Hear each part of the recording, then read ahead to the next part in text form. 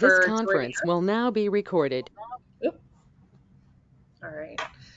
Thank you, everyone, for joining us today.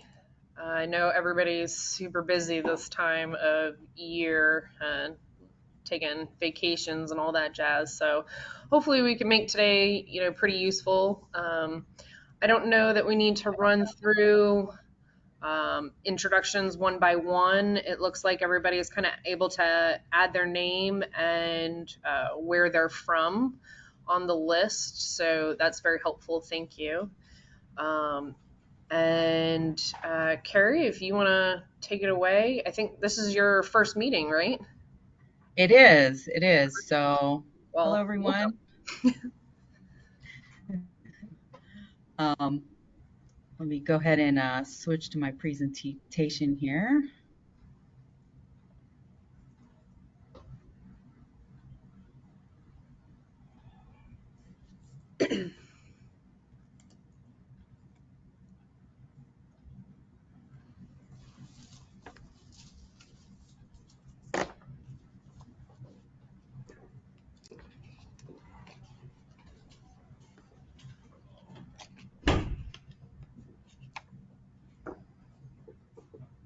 While Carrie's doing that, if Okay. you haven't edited your name and added your affiliation, that would be great. If you could do so now as you're joining.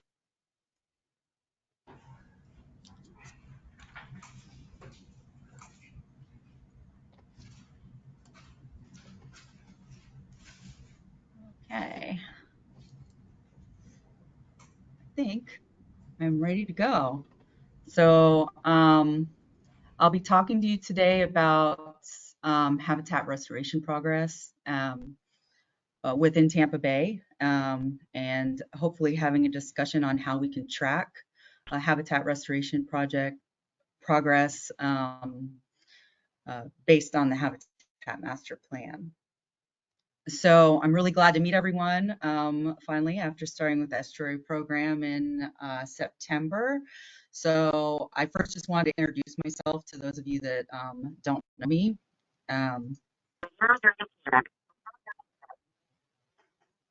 What's that? Okay. So to start out, I just wanted to introduce myself. I started with the estuary program again in September, but I've been in the area for a long time. I worked for the Fish and Wildlife Research Institute for 18 years, so I've been poking around the bay for a while. My work there mainly was studying fish community dynamics and how different life stages of fish use estuaries and coastal habitats. And some of my research over the years has included assessing fish community structure and specifically in one study looking at juvenile spotted sea trout and how they use seagrass communities.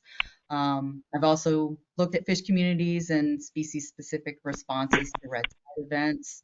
And then also looked at habitat preferences for gray snapper throughout the state. So, but most recently, and where you may have seen me before, is I led a project to look at fish communities over hard bottom habitats. And here's a little screenshot in the background of one of those hard bottom habitats within the estuary. And this was an underrepresented habitat as far as fish communities, just because most of the monitoring was done with nets previously. So basically, just to sum up, most of my experience is on the monitoring side, and some of that has been within large restoration projects. So I led two fish fish community structure projects looking at communities down in Florida Bay, looking at how they would respond to changes in freshwater inflow with Everglades restoration. And I did in graduate school do some wet prairie work and vegetation monitoring, and that actually recently got published because it was a long-term study looking at changes over time after restoration. So in my role here, I really look forward to working with you to support your habitat restoration projects and hopefully help design research and monitoring that can help us identify ecological indicators for success. So that's a little bit about me, and I hope to get to know you guys better over the course of our time working together. So obviously one of my first goals when I started was to get really familiar with the Habitat Master Plan. And I've served on the technical advisory committee for the estuary program for the past several years. So I'd seen several presentations as it was progressing, but getting familiar with the details is something that I've really been working on the past several months since I started. So as you all know, probably better than me, the basic idea behind the plan is to maximize the potential for restoration. And that includes incorporating all native habitats that were in the water, that were and are in the watershed, looking at contemporary trends in habitat changes and restoration, and then also incorporating current future stressors. So for example, land development, sea level rise, and climate change. And it really focuses on the existing opportunities and define some goals within the 10-year time frame and the 30-year time frame, so 2030 and 2050, and look specifically at the habitat types here in the table. I'll be talking a little bit about that as we go through this presentation. So the goals for today were basically just to update all of you on our restoration progress, and then also to discuss the different ways that we may track goals that were detailed in the Habitat Master Plan. So the two data sources that we'll be looking at, all of you are probably very familiar with. The first one are the geospatial databases that the Water Management District puts together. So this is from aerial photography. So the subtidal habitats such as seagrass and oysters, that's done every 2 years. And then the intertidal and supertidal habitats, or the land use land cover, are done every 2 to 3 years. And then the second data source is one that the estuary program, it's part of our reporting. So this is something that we need to do for the EPA. So we need to annually report on restoration projects that have been done in our watershed. And this started in 2006. So this is voluntary reported projects from all of you.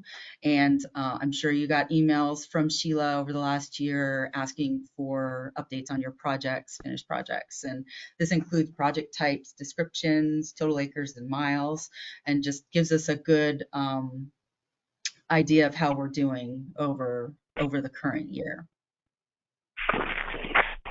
So within the Habitat Master Plan, that was based directly on the mapping products through the Water Management District. So either the seagrass mapping or the land use land cover.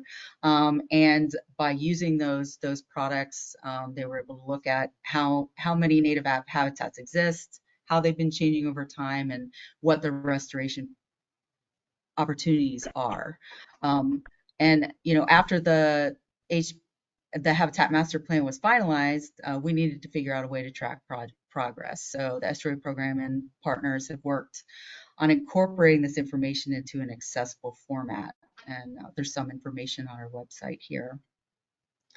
So at the last Habitat Restoration Consortium meeting, Marcus and Mike Wessel went over the potential for a habitat restoration report card. And I'm just going to summarize here some of the scoring criteria that they went over. And basically this is so that we can compare these geospatial assessments over time and retrospectively look back at trends and determine whether the goal for each year is being met or whether it meets a trajectory so that we will be meeting those goals in 2030.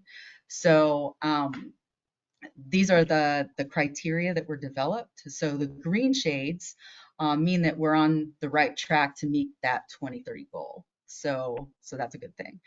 And then the orange and red mean that we're not meeting those 2030 goals.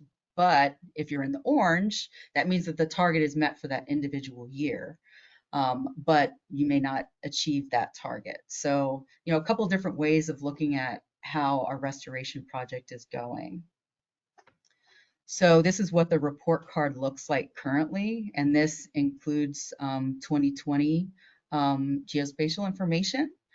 And this is really good for us to look at kind of a snapshot through time on how each one of these habitats are doing, and we can point out some of the habitats of concern. So just to point out a few that we think are of concern. If you look at, let's see if I can do a pointer here.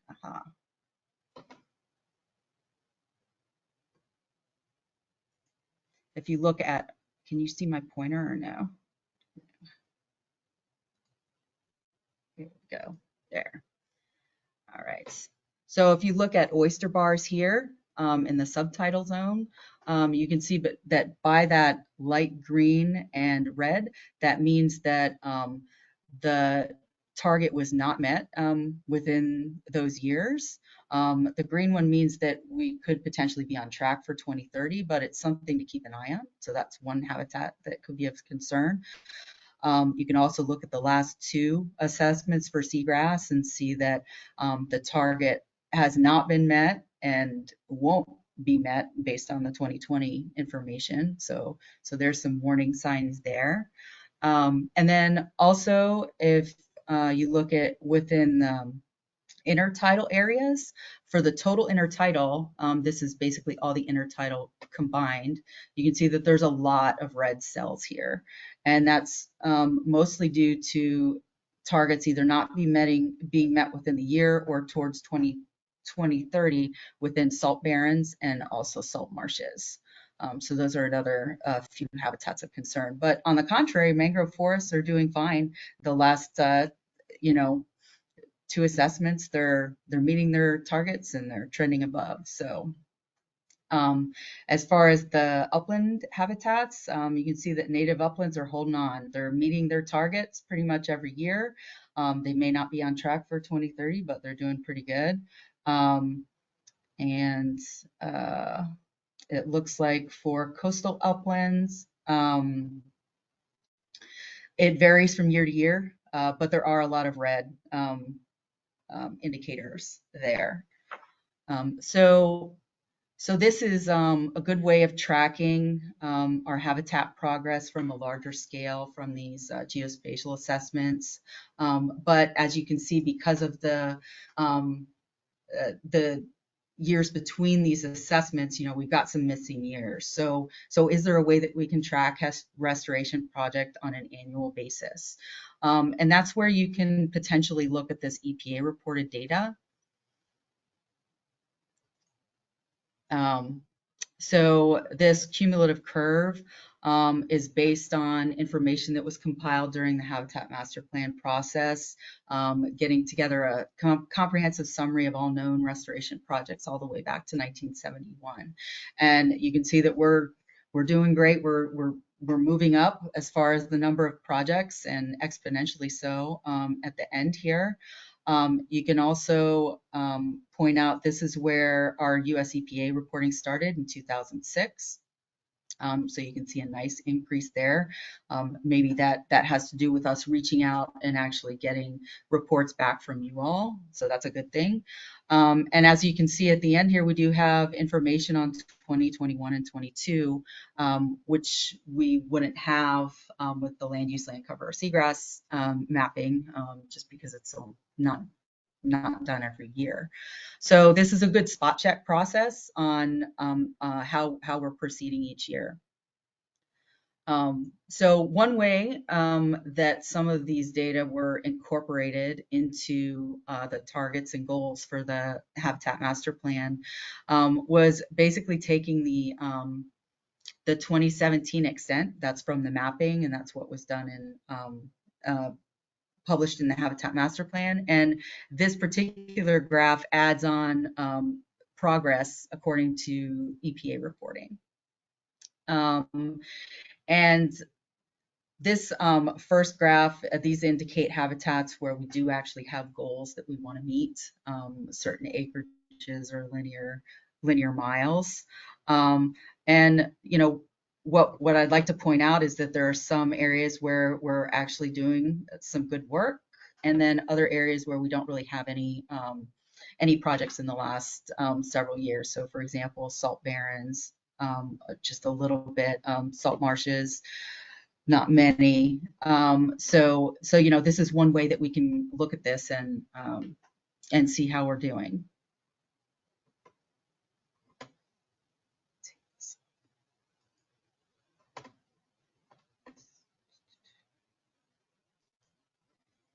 Okay.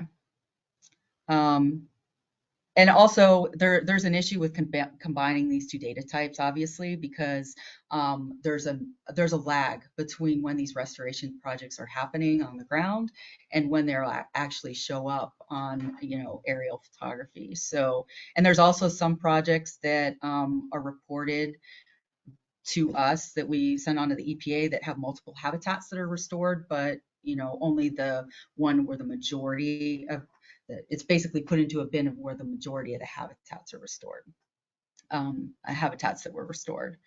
And then if you look at the second type of target and goal, these are the ones where we just want to make sure that we keep the habitat that we have. These are all looking pretty good based on this assessment. So this is any progress here is just good.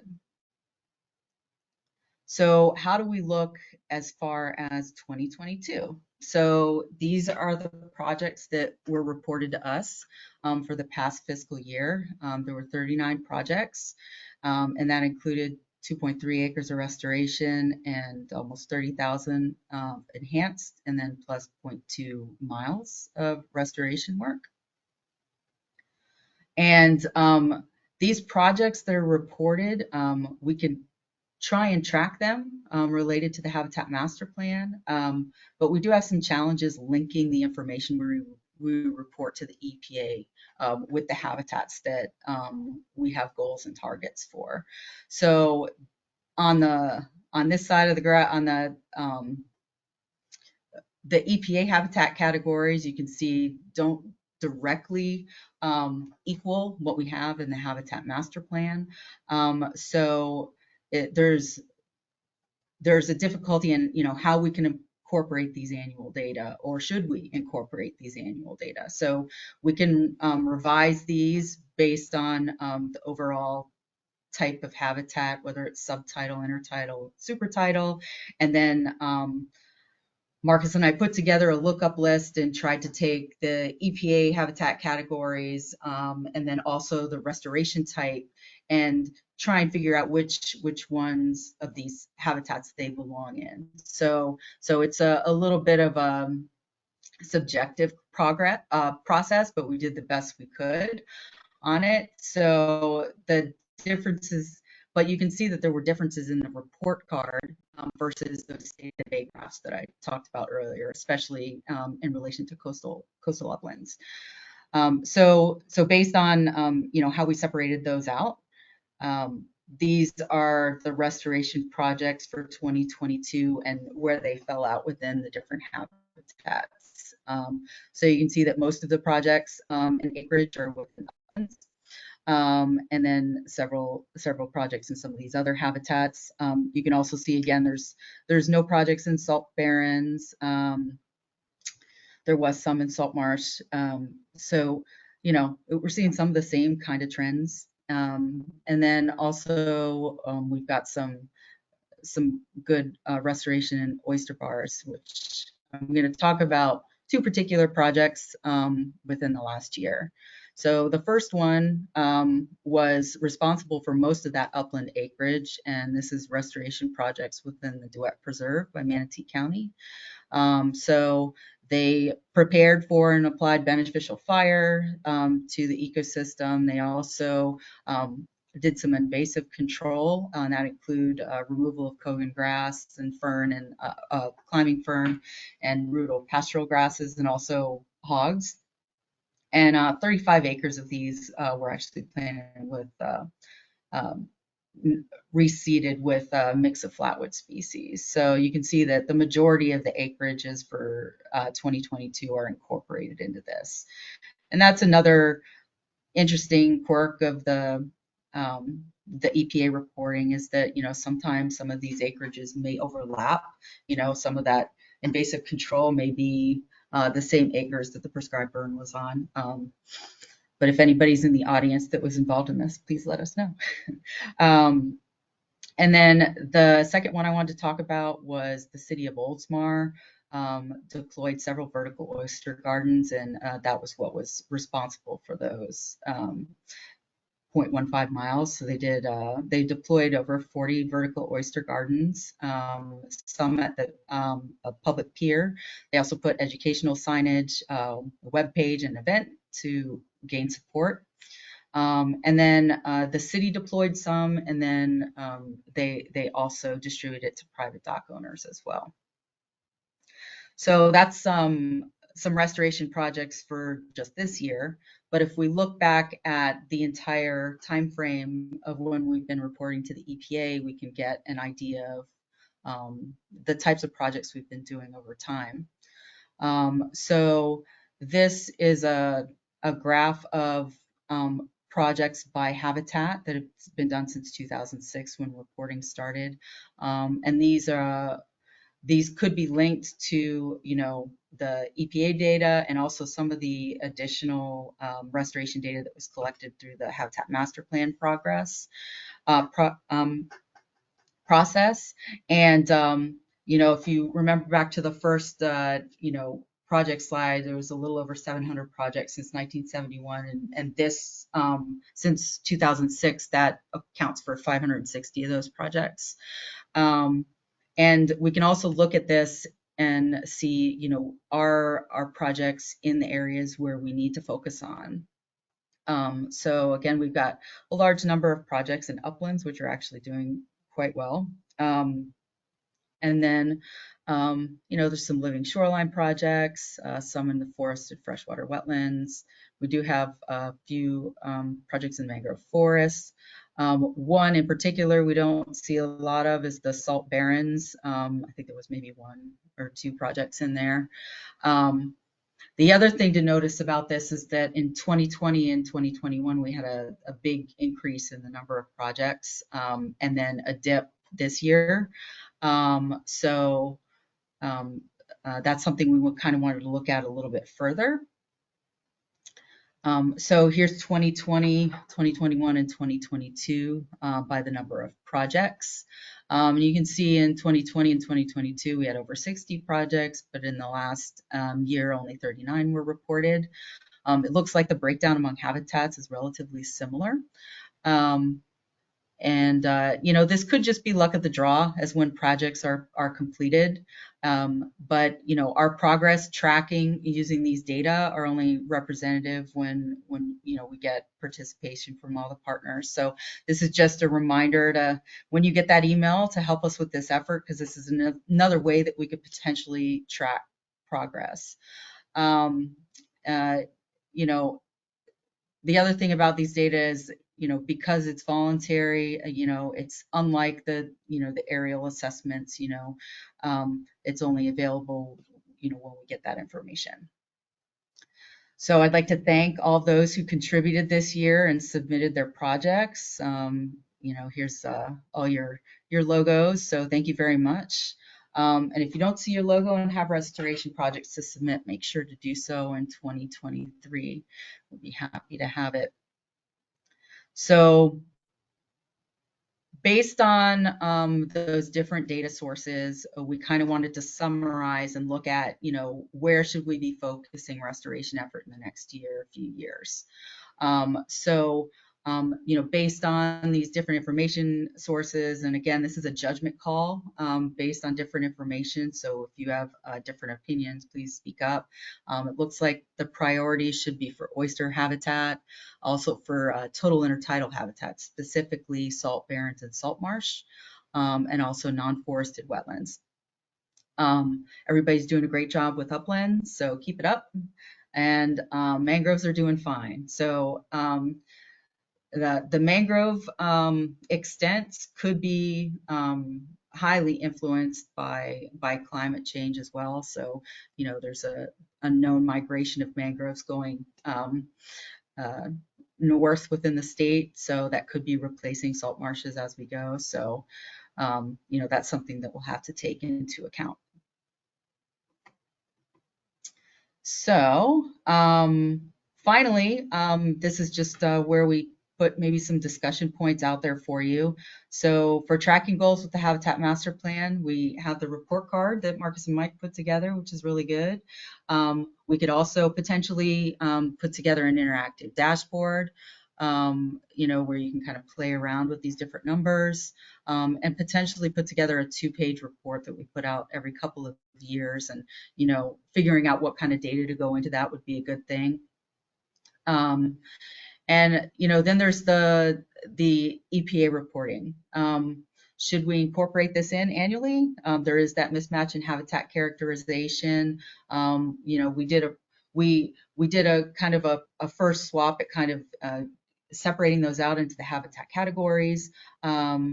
But we could also add that as a column to the EPA reporting. You guys know your restoration projects better than anyone else, so you could actually characterize that yourself when you report your projects. The EPA reporting does make sure that there's a timely incorporation of these projects, but there is that lag between when the acres would show up in the aerial surveys. So it still is a good barometer to assess which habitats to prioritize, however. So we're open to suggestions on how to relate these habitats. Maybe even look at retrospective analysis with shapefiles of actual restoration sites and what actually ends up converting to those habitats in the future. But the bottom line is, what would be the most useful to you for your restoration project planning, and how can we help you prioritize, what projects you take on in the future. And with that, I'll leave up the discussion points, and if you have any questions, we can take those. Thanks. Mary, I think at least 1 or 2 people had their hands raised if you want to take those first. Okay, let's see. Yeah, I see Doug, and there was Joel. Maybe he brought his hand back down. All right, Doug.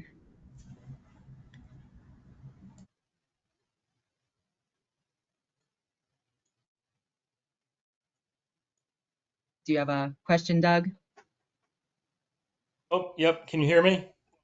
Yes. Okay. Nice presentation. Thank you. Wonder if you could go back to one of your earlier slides showing the 2022 progress.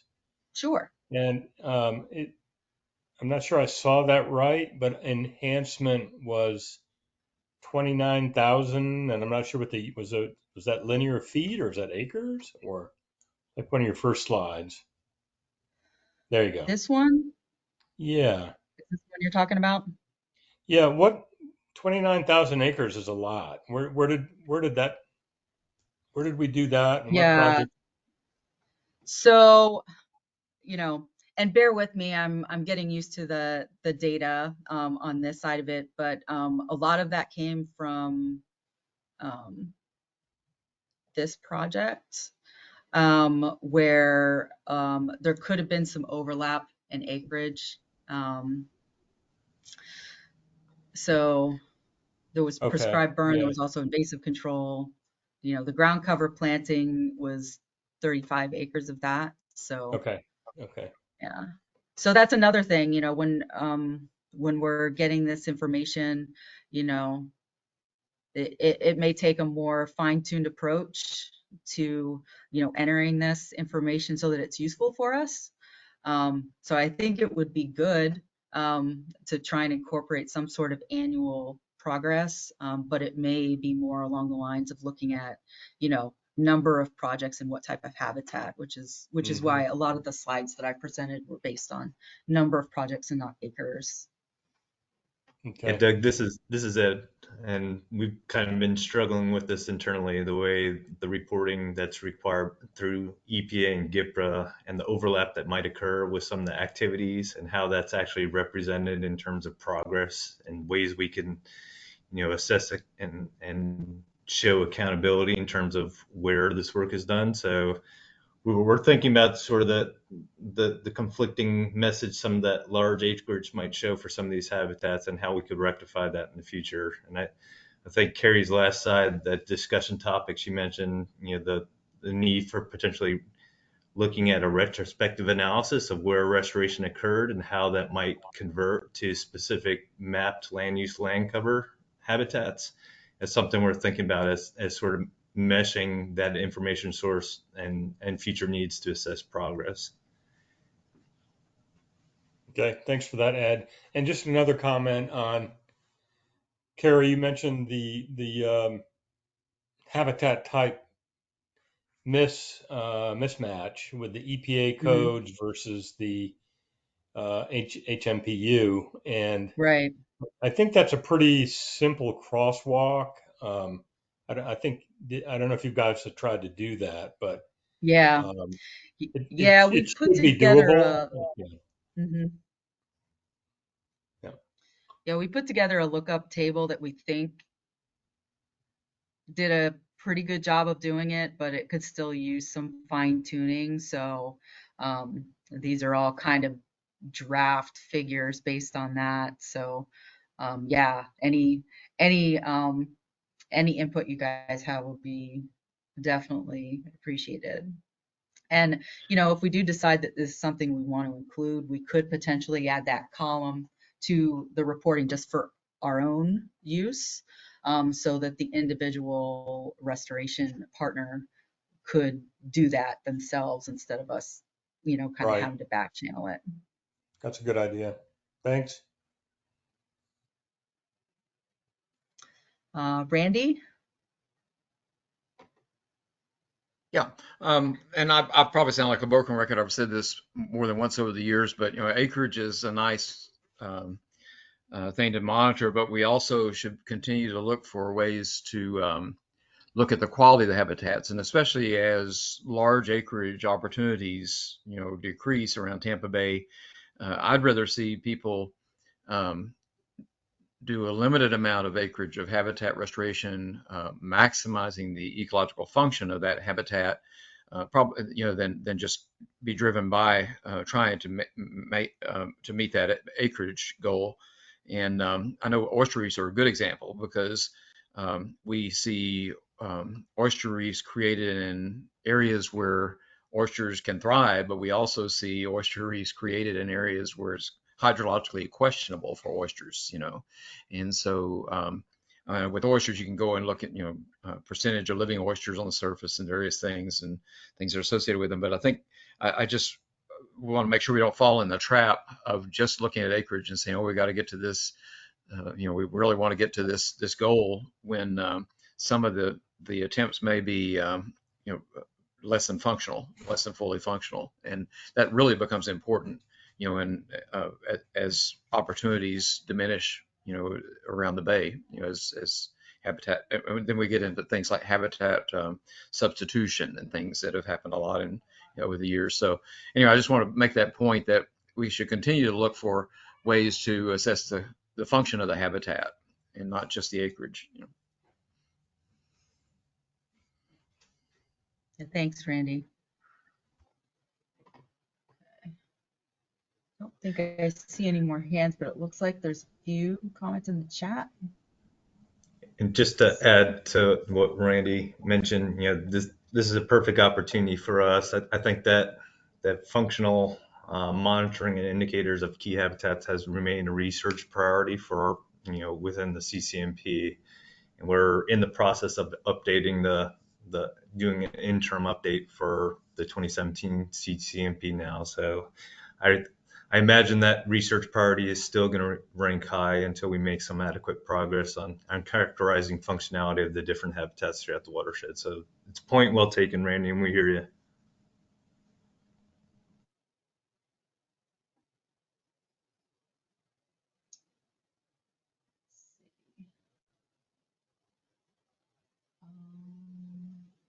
Gary, it seems like Joel's comment in the chat was along those same lines. Okay. Yeah, I'll add something to that as well. Yeah. The HMP update actually 2020, 2 years ago, almost 3 years ago now, was I think the first attempt to really think of the watershed holistically, in addition to the bay habitats. And so, well, I definitely agree with everything that Randy's saying and what Joel seconded in the comments. There's more than one ways to assess restoration, but this is kind of our first time of thinking about these habitats holistically. And the only way we can kind of really measure them at that spatial scale is by acreage. So it's kind of a surrogate, I think, to tracking these long-term trends, just to, I guess, kind of put some context on how we're thinking about this. And there's definitely other ways to assess effectiveness of restoration, as well as sort of synergistic effects of multiple projects over time. But I think understanding the context of where these targets and goals are coming from, based on what we're trying to do holistically for the whole watershed, is also useful to kind of understand what exactly the HMP is trying to do here.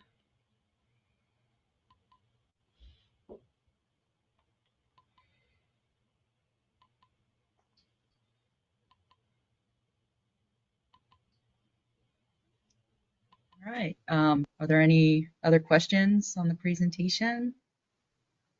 Well, we definitely would like to hear your suggestions on this, so feel free to reach out to myself or anyone at the estuary program about how you think we can incorporate these different data sources, and whether more tools would be useful for you all besides a report card. And we'll keep you posted. So the next agenda item was basically a discussion on lessons learned over the past year or so. And the first thing that we're going to do is I put together a poll, first of all, just, so I can kind of get to know you guys as well.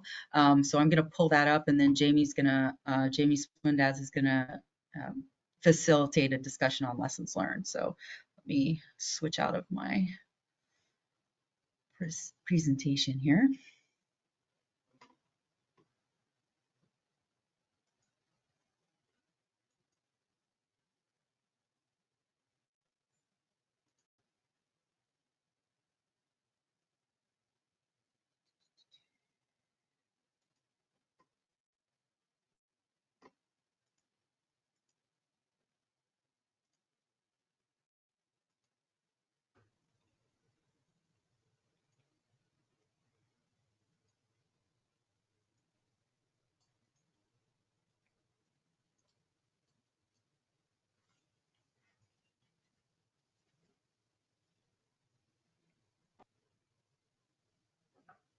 It's still showing your discussion, Carrie. Not sure. Yeah, I'm working on it.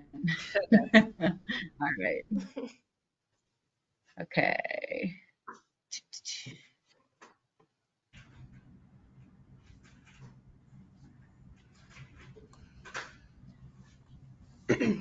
Right. Now,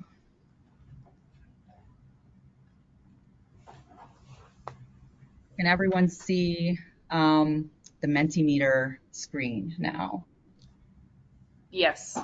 Yes. Okay. All right. So I'm going to go ahead and put this in the chat if you need it. And we'll go ahead and go through the questions that we have through here. And hopefully this will start a nice discussion. So go ahead and get started here. Maybe.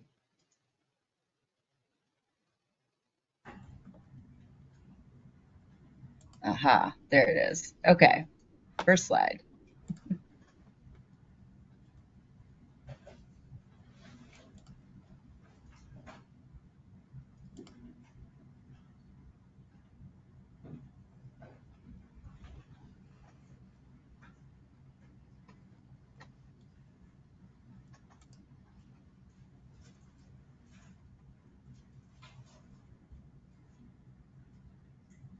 All right, so I see 27 participants, so we'll see when that, so when we get close to 27.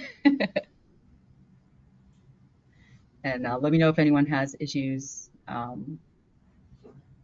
accessing the poll. Could you put the code up again? Sorry.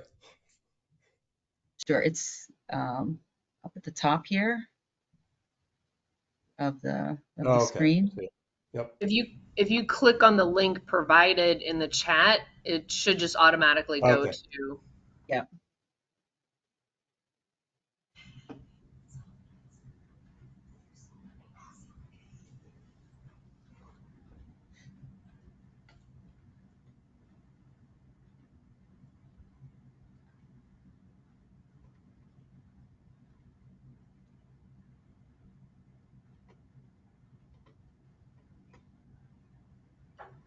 I always say, Carrie, if you get close, because I know there's a couple people on the Yep. phone, and Mhm. we're in a room of multiple folks here as well. So Okay. All right.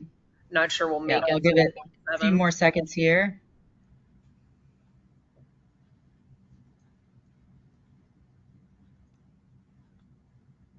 All right. Go ahead and move to the next one. And if you want to put in the habitat based on the habitat master plan codes, that'd be cool, or whatever.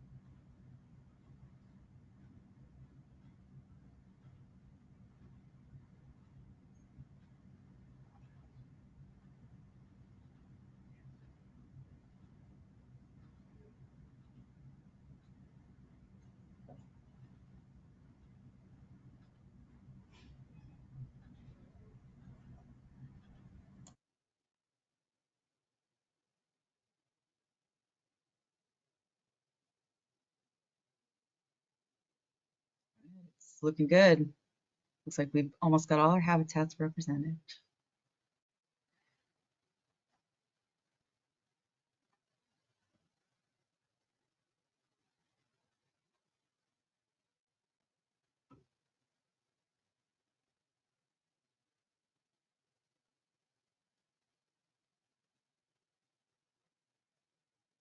That looks like freshwater wetlands, coastal uplands,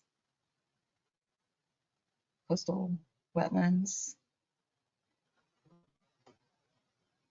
SAB oyster. All right, I'll give you a few more seconds and we'll move on to the next one.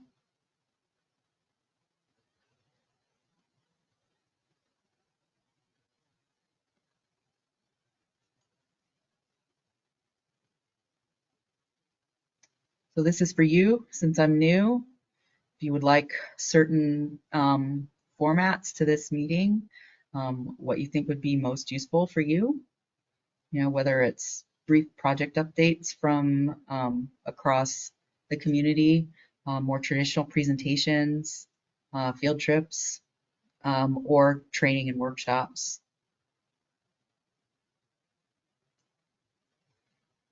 This one is a ranking question.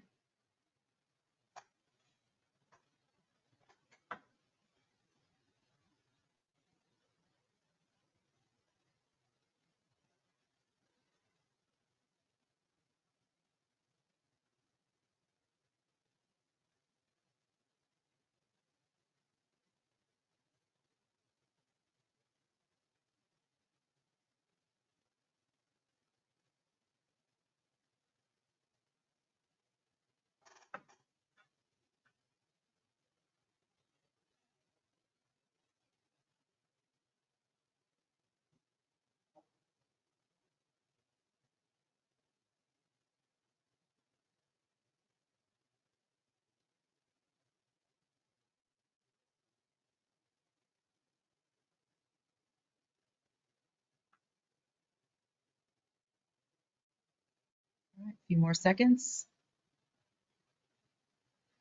Looks like everybody likes the idea of brief project updates. I actually like that idea too. Give a good cross section of what's going on throughout the bay.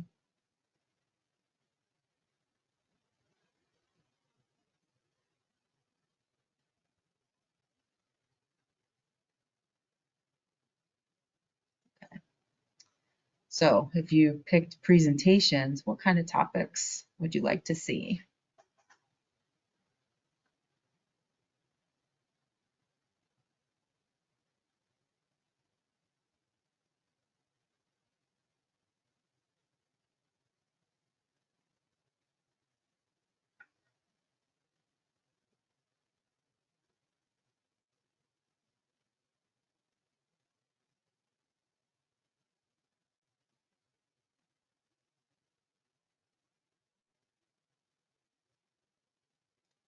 Restoration tips and techniques. Well, that's good because we'll be doing that right after this, right? Opportunities exist. Wildlife use of restored habitats. On that one. Regional and Gulf-wide status and trends. Independent evaluation of restoration projects. Actionable recommendations. Funding opportunities. Quantitative monitoring. Yep. Lessons learned. Restoration projects. Novel approaches to coastal habitat restoration projects and lessons learned. Unsuccessful projects. Regulatory pathways and collaborative permitting opportunities. Habitat restoration data management and tracking. Money. Fisheries usage. All right. Restoration needs.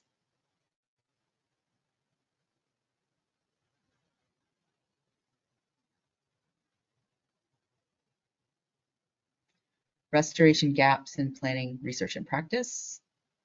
Wildlife habitat needs.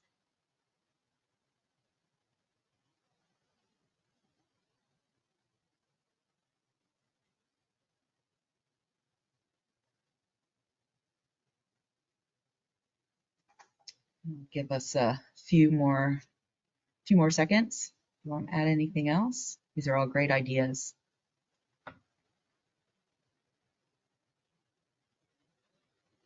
And those of you on the call, if you have presentation ideas based on some of these suggestions, reach out to us. We'd love to have you. Okay. And if you pick training or workshops, what do you think would be useful to you?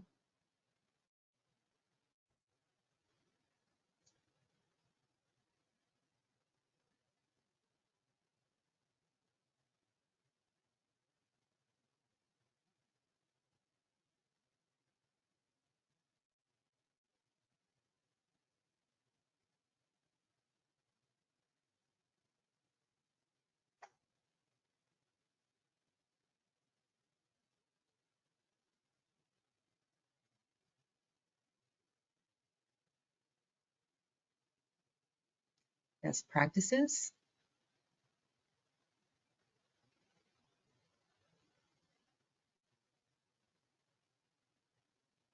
Educational outreach?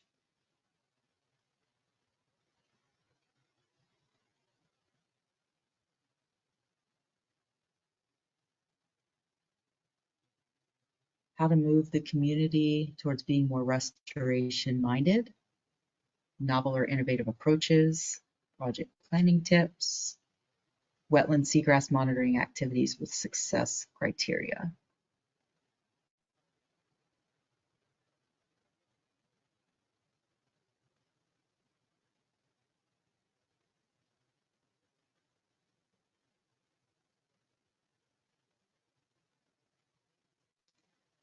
Implementation tips?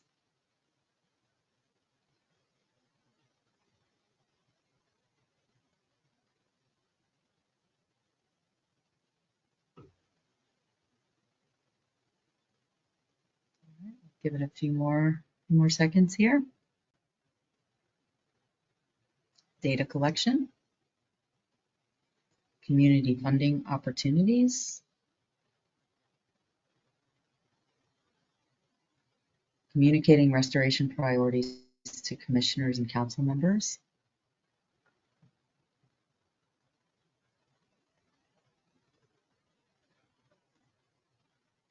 All right, great. These are all good ideas too. And again, if you have ideas for folks that would be good for doing workshops on these particular topics, let us know. Okay, and finally, how often should we meet? Historically, it's been 3 times a year, but that doesn't mean that it has to be. So let us know what you would find most useful.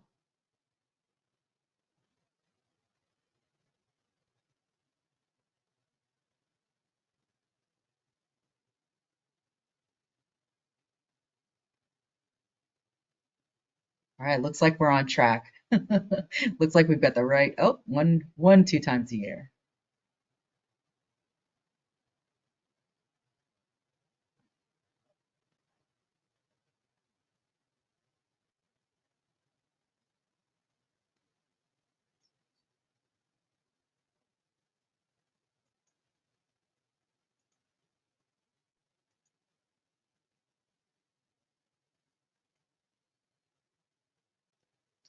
All right, a few more seconds to vote on how many times a year to meet, but it looks like 3 times a year is the winner. Okay, and then the last slide leads us right into the discussion that Jamie's going to facilitate. And basically, if you have any restoration lessons learned, specific ones that maybe we can add into the discussion.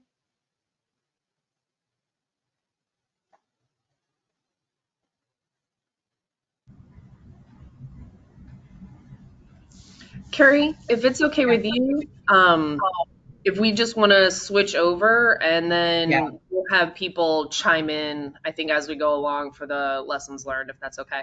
Yeah, I think you're right. The you. slides you put together were pretty good as far as separating it out into different topics. So I'll go ahead and close out of this and make you the presenter. Thank you very much for your input, everyone.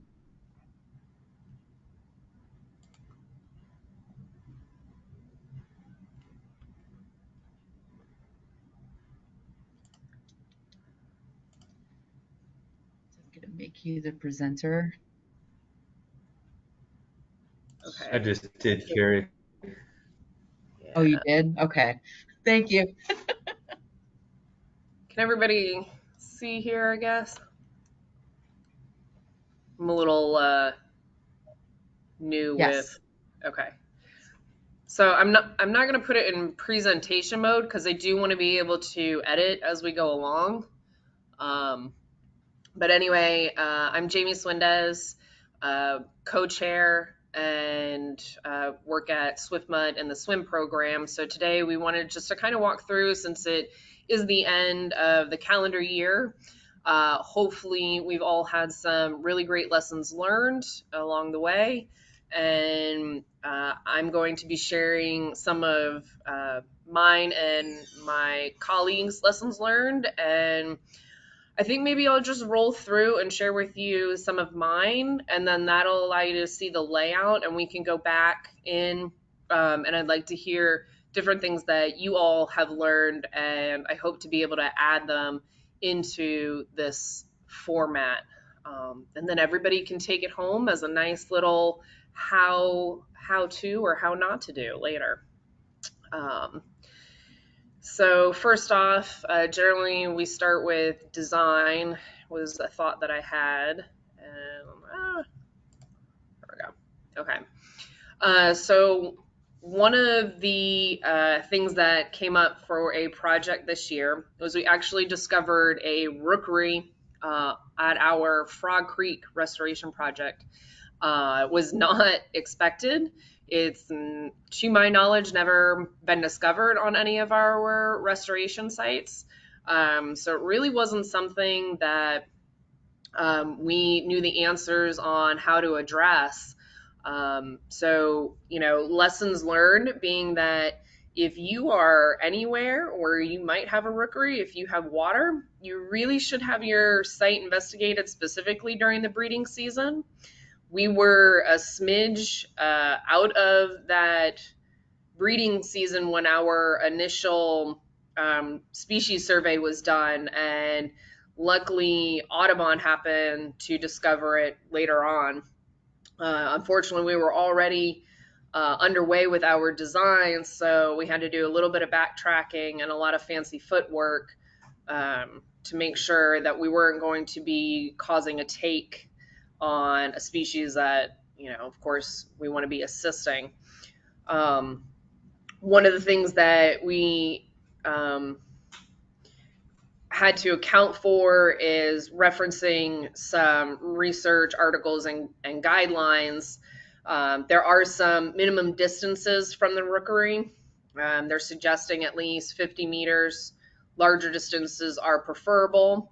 Or another way to work around your rookery would be able to provide water depths around the colony at least half a meter, specifically during that breeding season.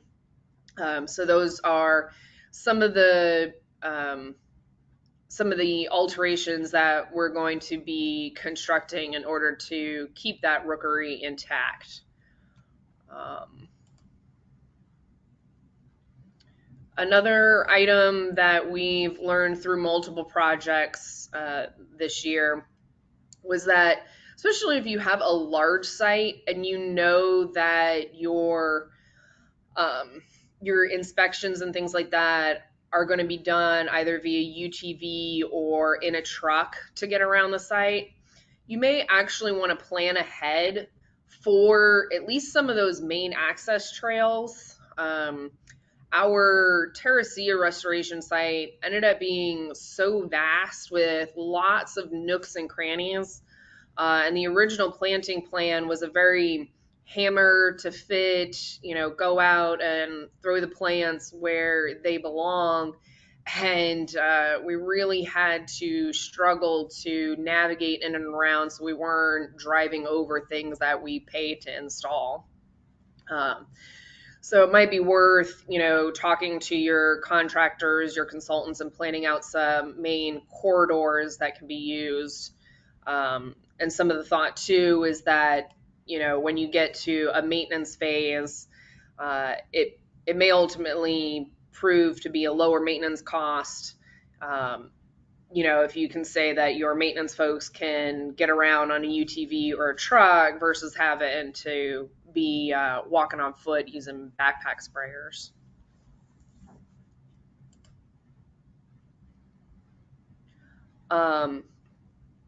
This was brought up by Will Van Gelder regarding some projects, especially after the storm events that we've had recently.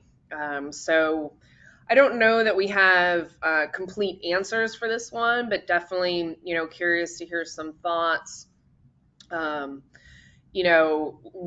we proceed with these stronger storm events, is it really enough just to design for a 100-year rain event? You have some situations where the energy normally may be inherently low, but then during a storm event, not so much. Did you want to chime in real quick? Okay, we can wait to the end and then I'll bother you. Okay. Excuse me. So for permitting, we ran into a challenge. Our cracker restoration site needed to be rezoned. So lessons learned would be when you acquire a property or a cooperator does, I would suggest looking at what it's currently zoned as and trying to determine if your activity is going to require a rezoning permit. Similarly, if you have a driveway that allows you to access an FDOT roadway or right-of-way, you may need an FDOT permit. And this involves access and driveway permits. And if there happens to be drainage under, through, around that driveway, you may also need an associated drainage permit from FDOT with that. And just keep in mind that your access permit is only good for 6 months. And then if you're getting a temporary one, the improvements they're likely going to require that you remove said driveway after your construction. Now they do have a permanent option. Of course, you would need to submit a lot of plans and engineering information that they require for that.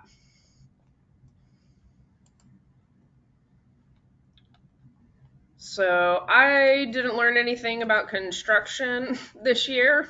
Hopefully you all did.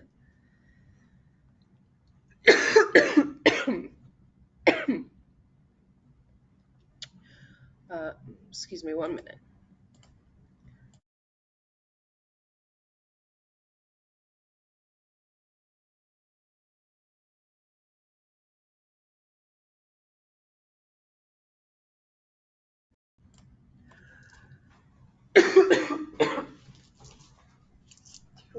For a second. Go ahead.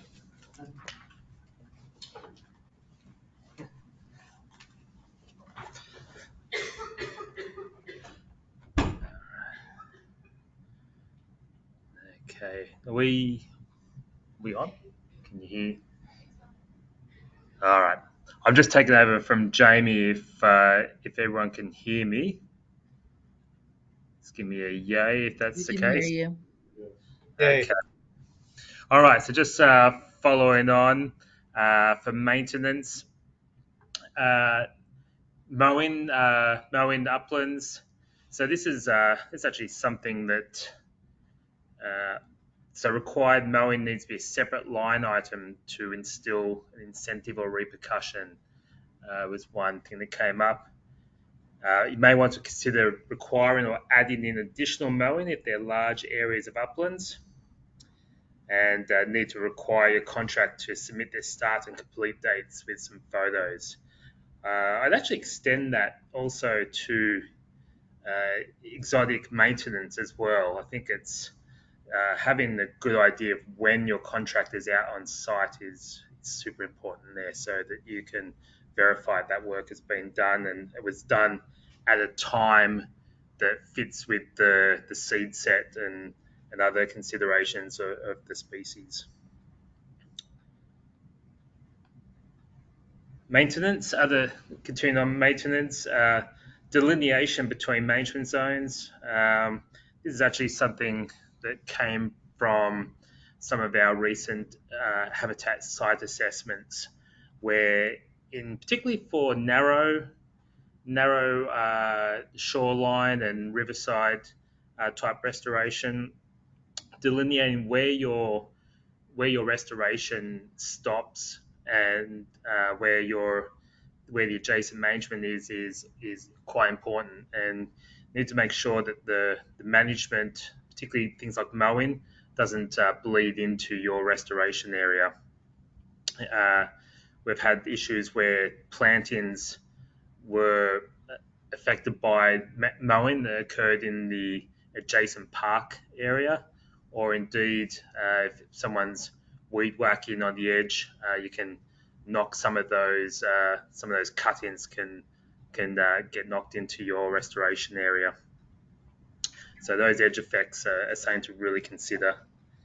Ongoing maintenance likely to be needed in perpetuity. So something that we've come across is that a lot of these sites will continue need in maintenance with dynamics changing, with climate change and different hydrologic forces. I don't think we ever really get to the point where sites are truly self-sustaining. So think about that maintenance in perpetuity. Also think if your contractors change, how will you enforce that, and how will your boundaries be memorialised?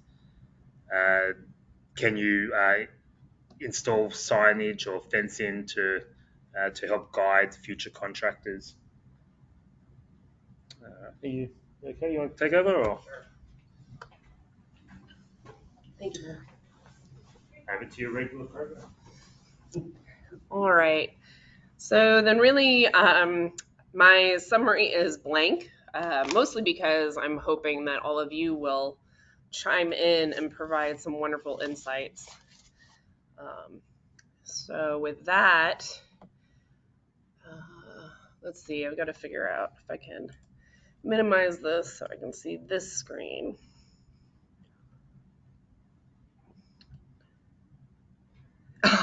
Thanks, Jessica. Yeah, I get choked up a lot about restoration too. Okay, so let's see here. I don't see any hands raised, but we got a lot of stuff.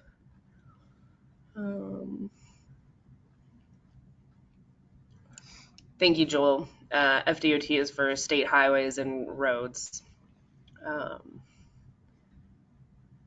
Yes, utility easements have certainly provided some interesting learning opportunities for previous projects.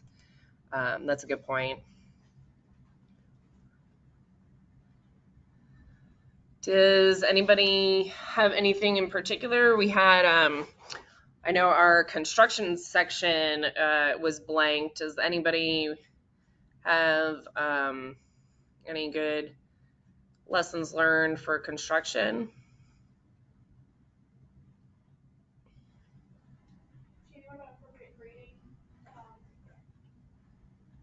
What Marcus mentioned about like proper grading is really important for transitional zones and for the plant's recruitment. Like having proper grading is going to impact how the site succession. Sure. So do you want to come over here so you can chime in with everybody? Yeah, can you repeat that? Thanks. I'm just going to make her come over. So with this is kind of something that you and Mark have seen doing the habitat assessments, correct?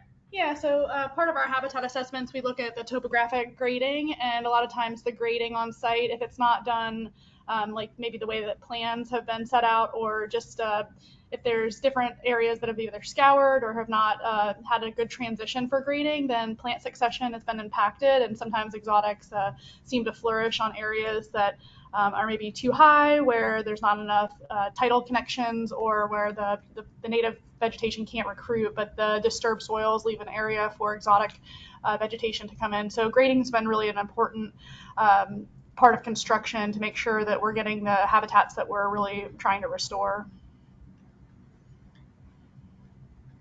Do you guys have any suggestions on, your thoughts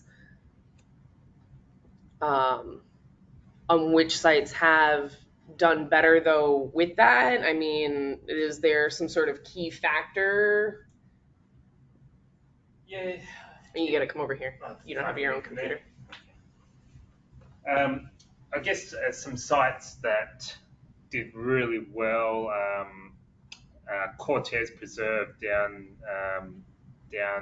sort of Sarasota Bay way was a standout where there was really the grade in the slope between the upland and down to the mangroves was really well designed and well and followed in construction as well, so that we had good transition through those different habitats through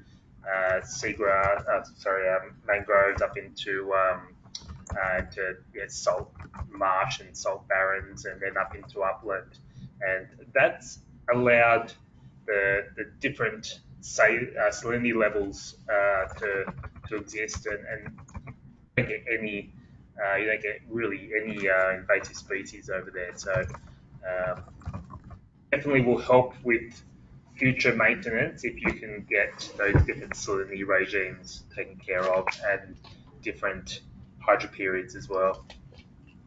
Another one that came up recently wasn't part of our site assessments, but I was informed about it down by Coral Creek There's an area where the the dam, there's a dam up on the east west branch of Coral Creek, and it's just enough salt water comes in into that freshwater more freshwater upstream to control cattails.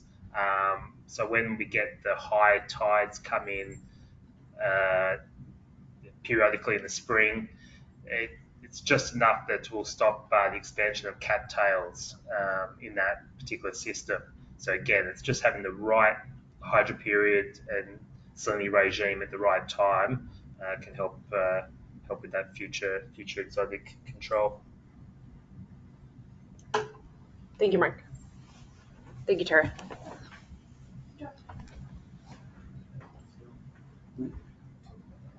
Jamie, there was one restoration lessons learned in the Menti poll. Okay. Oyster restoration needs to be targeted to salinity zones. Okay. And if whoever did that wants to elaborate. Yeah, that was me, Robeson. So just, Manatee County's getting ready to do a pretty large oyster restoration in the Manatee River. I don't know if Damon Moore is on here, but they have Damon working at the county and now at ESA has worked with I think Jay Leveroni as well, and placed test sites up and down the river to see where clean shell would actually attract and accrete, new oysters. And there's really pretty clear patterns about where the sweet spot is. And had that not been done, and that should be repeated because conditions could change with hydrology, but oysters will integrate long-term hydrologic conditions and salinity conditions pretty well. But lessons learned from Apalachicola Bay is you can put clean shell that looks great, right elevations, but it just doesn't work, and it just has to be in the right zonation for whatever the hydrology is that you're trying to hit. And so I don't know if anybody else wants to talk about the oyster business, but I think Maya mentioned that that's one big project that's targeted to hit the oyster goal for 2030 in the Tampa Bay watershed. And so I just wanted to point out the kind of pre-planning work that's gone into that project.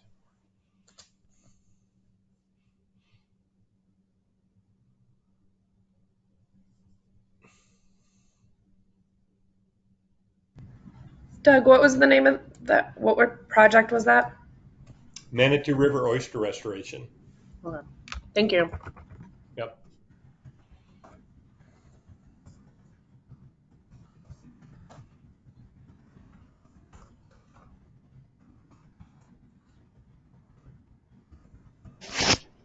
Doug, maybe you also want to share if you're familiar with some of the aquaculture permits that the FDAC's permitting route for that project. Are you familiar? I've talked to Damon about it, but he's the expert, so I don't really I don't want to try to go out on a limb and explain it. But he's got the permitting angle on oyster projects pretty nailed down. So is our lesson learned just to talk to Damon? Yeah. Yes. Well, I think if we were to summarize it, that there might be alternative permitting pathways. Right. Yes.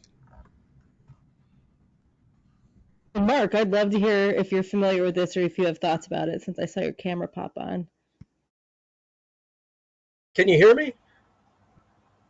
Yeah. Okay, I have a number of issues, mostly related to my laptop. So I think, to Doug's point and Damon's project planning, I think certainly from a coastal habitat, even coastal resiliency perspective, I think oyster habitats are certainly good. They provide a lot of interstitial space. They are designated as essential fish habitat here in the Gulf of Mexico. Um, they obviously provide stabilization, wave attenuation, if you will, as well as water quality improvements. One thing to consider too is to follow up on Doug's comment was, I think in addition to considering salinity regimes and appropriate areas for, candidate sites for shell placement, um, I think you should also consider proximity to existing healthy oyster reefs, right? So you can have some suitable spat sets in the different times of the year. And I'm going to echo everything that was said about elevation because remember the late Robin Lewis, he always talked about mangrove recruitment, and Robin was very successful in mangrove and certainly seagrass, but mangrove restoration activities globally. And he always instilled in me that two things you got to get right with any wetland restoration activity is elevation and tidal inundation. And I think if you get the elevation right, you get the tide right, they will come, so to speak. Anyhow, that's all I've got, and appreciate the opportunity to chime in. It's a good group. Yeah, come over here. Thank you for that. We've got a question from Mark over here. Yeah, Doug and I'm not sure Damon's on the line as well. So for the manatee oyster, I guess pre-work, how long did you, I guess, monitor the seasonal dynamics of the salinity regimes through there, and how long would you recommend to make sure you've got the right dynamics in your system? I mean, ideally, a few years. What he did is put, I guess, cages out with shell and up and down the river in various places, and there was, really distinct differences in where new oyster spat actually settled and started to grow. Places that you think they should be there, they weren't, and some places where you thought they maybe wouldn't be there, they were there. And so you just don't know what all the factors are. So the best way to do that is actually just test it in the field. And you have to do that over a fairly long period of time, a year or two, to probably get a good answer on that. Plus, oysters don't recruit quickly and they don't grow quickly. So, this needs to be a little bit of a longer term kind of pre-planning effort. Yeah, so in this case, really piloting rather than the modeling is really the key to getting that right. Yes. Mm-hmm. Thanks. Thank you, Mark and Doug. It looks like there's a question in the chat from Rich. Does any Tampa Bay organization sample oyster spawning and larvae abundance? This would provide the timing to place the new shell to enhance spat setting. I don't have an answer for that. Does anybody online? Your best bet for that would be FWRI. I'm not sure if they sample larval abundance, but they definitely do some research on oysters, so that would be worth reaching out to them. So it sounds like there's a lot of interest in the oysters, and it sounds like that there's still a lot of room to learn here, that maybe we should, make this a topic of another meeting, have some folks come in and make sure we get Damon and Doug to kind of explain and walk us through what they did. And I know there's other projects out there.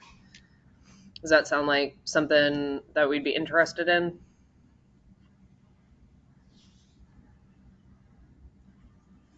Or not? Yeah. I got one yes from my crowd. Yes. Okay, thank you. All right, so we'll look at that because it does seem interesting. Jamie, just to add to the conversation on the salinity regimes, Yes, we, please. as the estuary program, we did develop a sort of an initial guidance GIS tool using, one of the components was salinity, looking at the long-term data sets and the sites sampled by each of the county partners. So that's one way you could sort of make a historical assessment on salinity conditions in certain locations in the bay. And of course, we don't have great coverage, especially in some of the prime oyster habitats up in the rivers in terms of sample site location. So you have to make some judgment calls.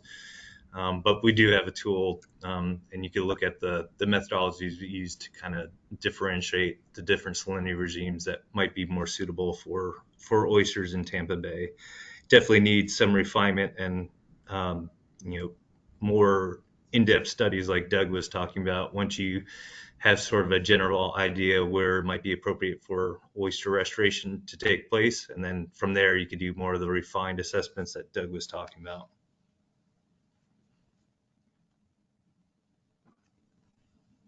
Thank you. All right, well, we still have a little bit more time. I have to imagine with 26 experienced folks on the line that somebody has learned something this year. I can not be the only one.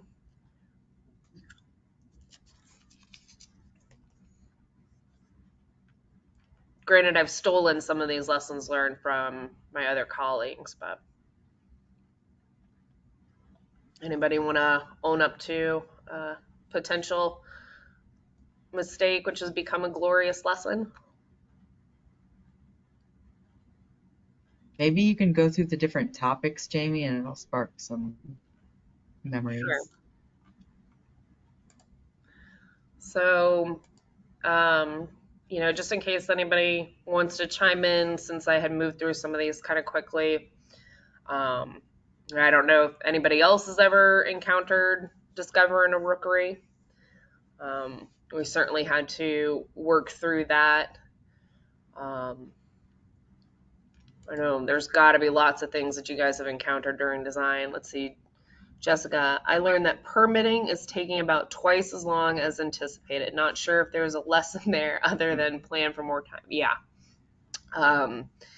Permitting is certainly an area where things can get out of hand. We've encountered that, as you can tell, we had to have some pre-application meetings for this project regarding to the rookery. Luckily, we didn't have to we avoided permitting. And then permitting. We ran into some zoning permitting requirements as well as the FDOT, which was kind of a new one for us. Has anybody had any creative permitting things that they've run into lately? Jamie, it looks like Randy has his hand raised. Oh, okay. Go ahead, Yep. Randy. It's not exactly in the last year, though it's pretty recent, but we had been told that our federally funded project, that the NEPA review, was taking a long time. And I mean, I'm all for review of environmental projects as much as any others, because we've seen environmental projects that kind of have a lot of collateral damage. But so I usually get nervous when people talk about streamlining the permitting process for environmental projects. But it is good to be aware that that the NEPA process, the federal review, if you're using federal funds, can probably take longer than you expect.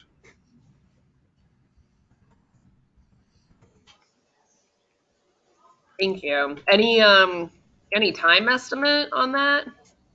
Well, for us, it was several months, and I think down at our regional office at Rookery Bay, it took them maybe 9 months or something for one project. I don't know; it's quite a while.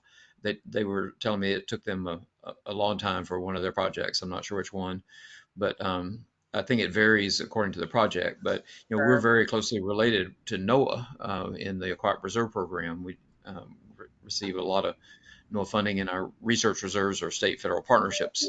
But we had to go through the same oversight review that others do.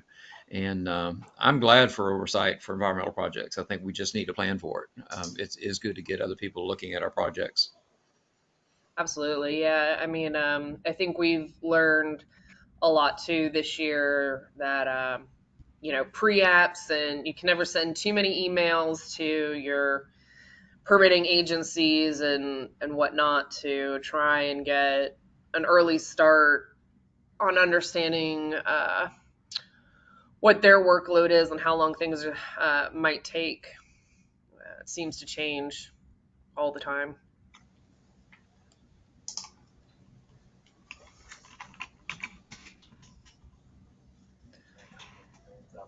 Okay, let's see. I gotta.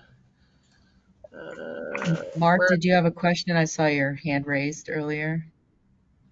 So I have a comment, and I think Jamie very eloquently hit the nail on the head for early coordination. So our agency, right, NOAA Habitat Conservation Division, um, we're an advisory agency to the Army Corps of Engineers and other federal entities, FEMA, Coast Guard, et cetera, for any types of projects or activities which may adversely affect what's designated as essential fish habitat. And in my personal, professional working relationship I have with the Corps of Engineers, whether it's a port expansion project or wetland restoration project, we find that early engagement from project applicants, certainly in the federal arena, is very proactive. If we're able to get a advance notification about an upcoming project, I think that's definitely beneficial. And Jamie had talked about that as well just a second ago. So just to reiterate that in the federal arena, I certainly advocate for that.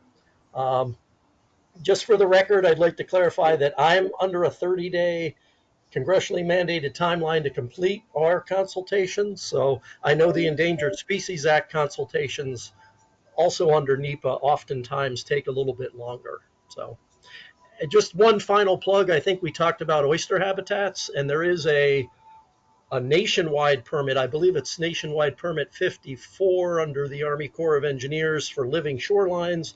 And I've looked at a number of those types of projects under nationwide permit 54 that often include oyster reef restoration and creation. So I don't want to say you could masquerade an oyster reef project under that, but certainly if there's a living shoreline component that also then includes oyster reef creation, that would be certainly a good permitting mechanism, at least in the federal arena.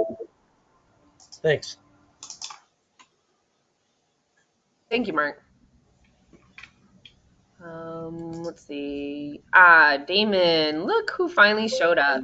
Thank you. Um, you are correct. You did see your name. You actually made it onto a presentation. Isn't that fancy?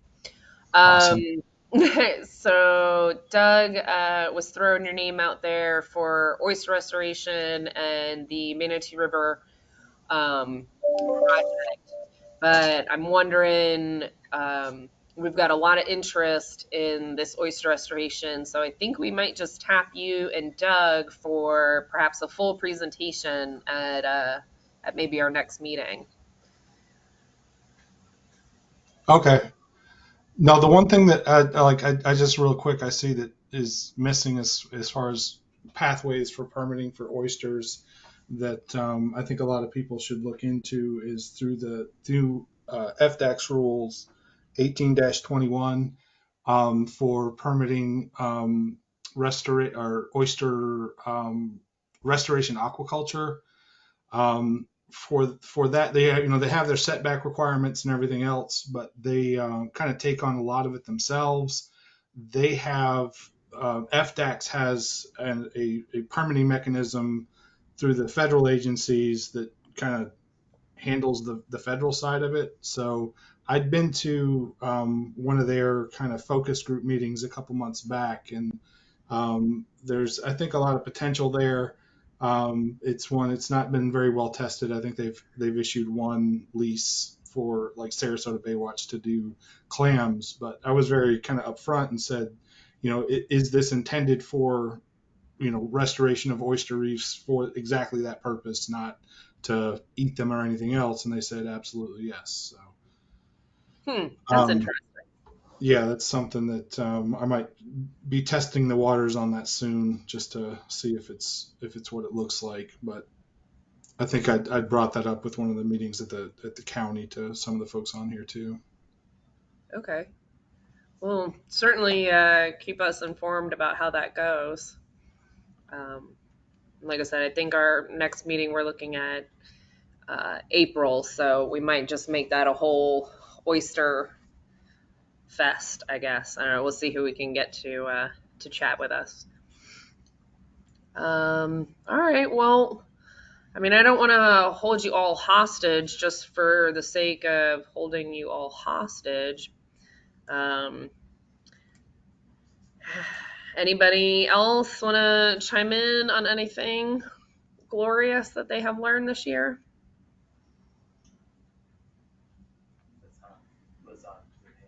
Lizanne? Hey, Jamie. Hi. Thanks for joining. So, I haven't done a habitat restoration project in a while from the beginning.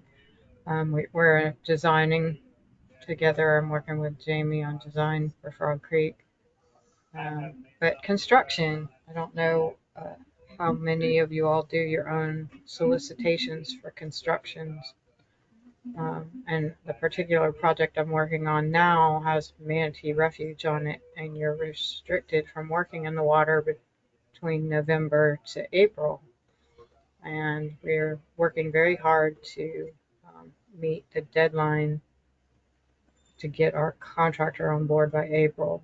So when you're talking about planning and speaking often with your permitting agencies and your cooperators, make sure you're also speaking early and often with your procurement department so that they can have an idea when a critical solicitation might come in, because there are some time periods that are mandatory for the solicitation, like being on the street, request for bid for 30 days. And just how long does it take to get through a review process once you have the bid package put together? So it might not be as critical if you're working in non-manatee refuges, or it could be other applications if you're working in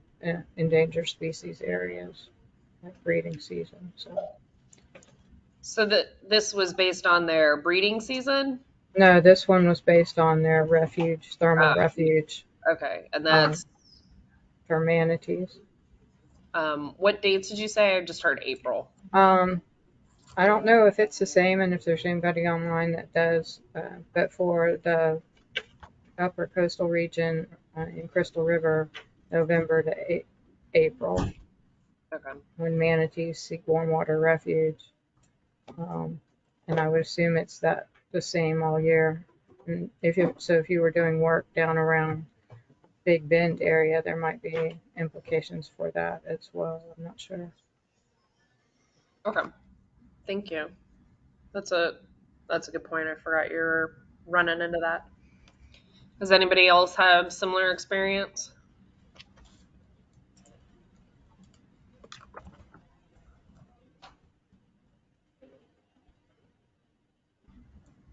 I can't see the hand raise thing. There's 2 hand raises. Let's see here.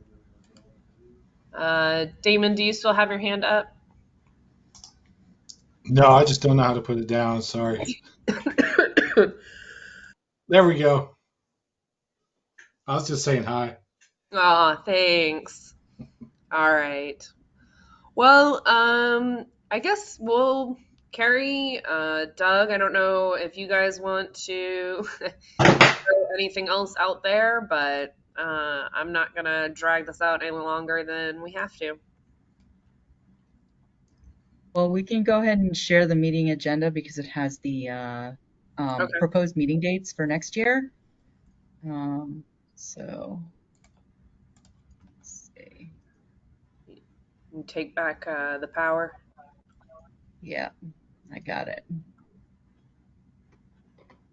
All right, so our proposed meeting dates for next year are April 26th, August 23rd, and December 6th. And considering that we had a almost unanimous vote for 3 meetings, I think that that's what we'll stick with. So go ahead and put those on your calendar. And does anyone have any suggestions for presentations for the next round besides obviously some oyster type stuff? Oysters. Okay.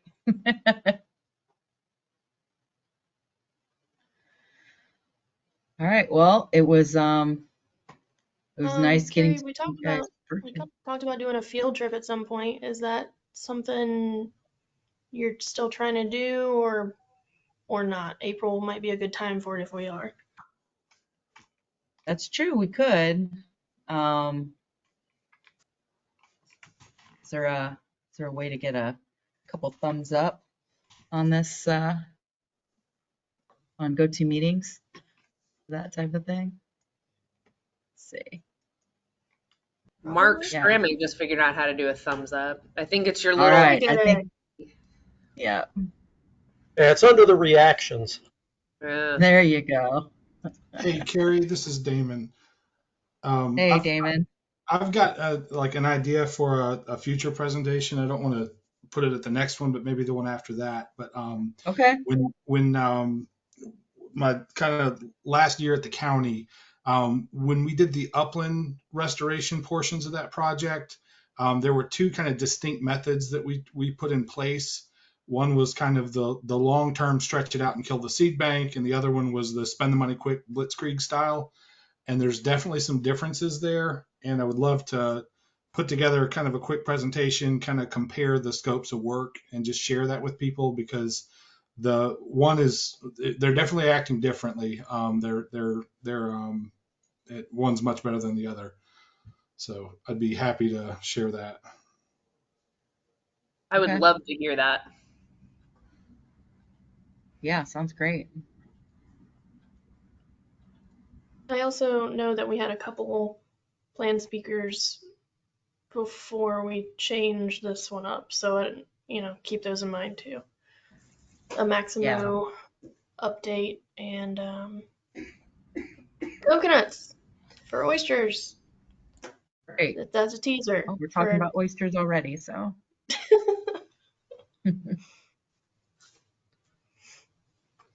Okay.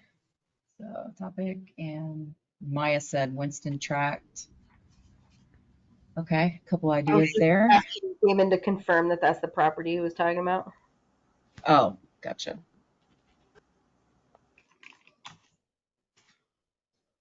Partially that one. So it's mainly between the funding that came through the state with Corey's group versus the funding that came through the estuary program with the Restore Act funding. So it was same goal, 2 different treatments. Corey's money worked better. So far it looks like it's working better.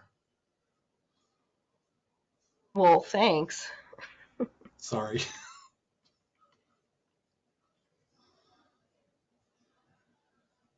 All right. Well, unless we've got anything else, we can always work out the details of our next meeting amongst ourselves. All right. Well, thanks to everyone for your participation in December, and we'll see you on April 26th next year. And feel free to reach out to any of us if you have presentation ideas or if anything we discussed piqued your interest today. Thank you very much. Thanks, everyone. Happy holidays. Take care. Thanks. Bye.